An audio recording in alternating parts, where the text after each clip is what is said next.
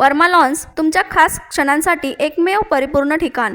लग्न समारंभासह कोणताही खास कार्यक्रम, आयुष्यभर लक्षात राहतील अशा सुंदर आठवणींसाठी वर्मा लॉन्सच निवडा.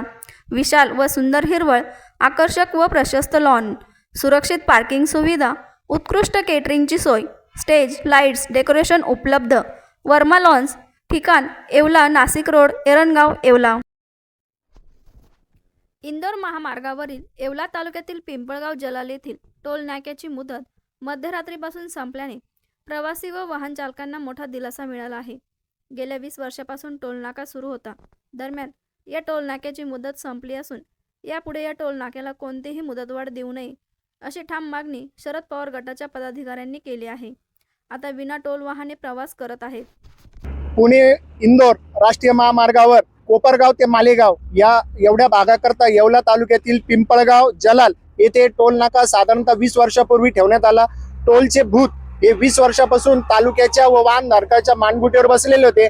अखेर आमच्या राष्ट्रवादी काँग्रेस पक्षाने, शरदचंद्र पवार पक्षाने याचा पाठपुरावा केला व 13 डिसेंबर 2025 ही याची अंतिम मुदत होती. ही मुदत त्याला 11 महिने 21 महिने एक्सटेन्शन करून मिळालेली होती.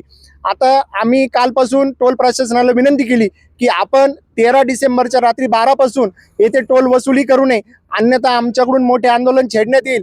यात होणाऱ्या तुमच्या नुकसानीची जबाबदार तुम्ही स्वतः असाल याची माहिती आम्ही त्यांना दिली होती. त्यानुसार आज तरी त्यांनी टोल वसुली बंद ठेवलेली आहे. भविष्यात त्यांनी 1-2 दिवस गॅप देऊन ही टोल वसुली करण्याची शक्यता नाकारता येत नाही.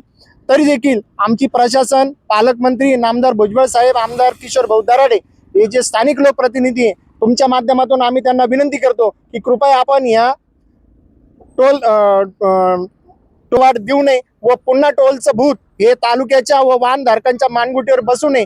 हा रस्ता आता NHAI कडे हस्तांतरित झालाय ही माहिती मिळते. नितीन गडकरी साहेबांच्या माध्यमातून जवळपास 160 कोटी रुपये मंजूर झालेले आहेत. यामध्ये रोडचे रुंदीकरण, रोडचे डांबरीकरण होईल. यामुळे अपघाताचे प्रमाण कमी होईल व वाहतूकही सुरळीत होईल व लोकांना टोलही भरावा लागणार नाही. अशी सर्व परिस्थिती असताना कृपया आम्हास आपली नम्र विनंती आहे, आपण हे टोलचे भूत पुन्हा आमच्या मानगुटीवर बसू नये. मी सागर नाईकवाडे, येवला. माझे माल वाहतूक गाडी होती. दररोज जवळजवळ 4 ट्रिपा कोपरगाव येवला महामार्गावर व्हायच्या. या टोल नाक्याला, या टोल दराला आम्ही खूप त्रासदायक आम्हाला पैसे भरावे लागायचे.